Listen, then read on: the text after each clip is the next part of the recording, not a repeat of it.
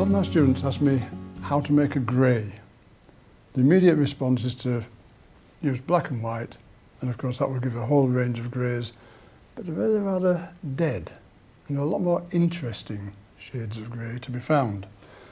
And the way to find them is to think about the colour wheel. This colour circle we've got here, with the primary colours yellow, blue and red, and the secondaries orange, green and purple. Now, if you take any of these pairs of colours across the circle, they're called complementary colours. They are opposites to each other. And they will, if you mix them together, they'll neutralise each other. It comes in very useful. If you painted a green field and it's too green, add a little bit of red into it. It just takes the sting out of it, makes it more neutral. So, if you get these mixed to a point where they're evenly balanced, you will get a kind of grey. But each grey is slightly different. Yellow and purple will give a different kind of grey to green and red. That tends to be quite a warm grey, this tends to be quite a cool one.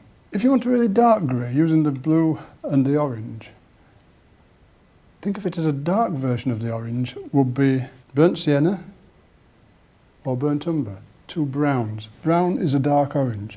So, if for example, I used some of this blue, I'm using a phthalo blue here, and I put that on there,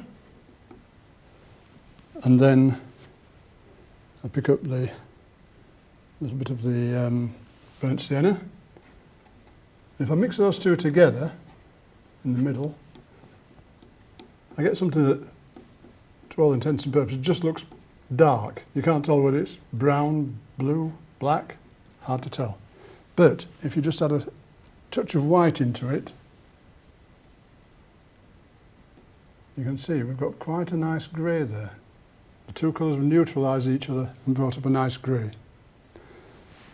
We can do the same again, but this time using, just for comparison, if we use the blue, again just the same, and this time use a bit of the burnt umber, a much darker brown, we'll mix them together, again very dark. Burnt umber and this phthalo blue red shade gives a lovely black. So I reckon if I put some white into that now, I should find that we've got another grey, slightly cooler grey than the last one. The warmth of the burnt sienna has warmed that one up quite a lot. Okay, let's try the red and the green.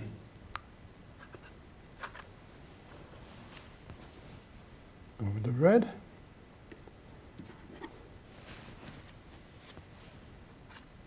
Pick up a green. Of course, different kinds of red and different kinds of green will all give, again, different effects. Mix them together.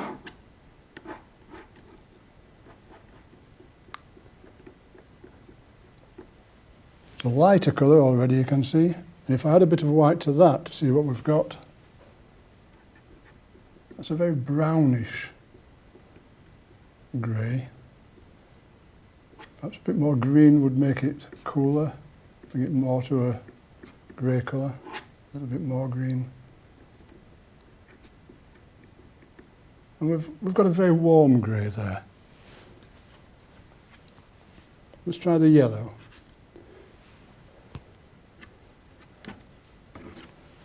And then this purple. Now, the purple, here I've mixed a purple using a red and a blue.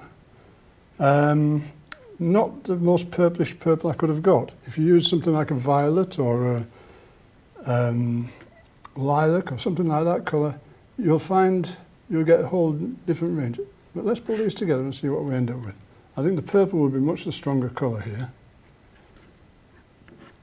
Yeah, much stronger, so I need to bring more yellow into it. And try to get that balance between the two that you can say it's neither the purple nor the yellow, it's somewhere halfway. And then, again, if I add a little bit of white into that, and see what we end up with. And again, it's another warm grey, a rather brownish grey, Perhaps a little bit more purple would balance that out even more, but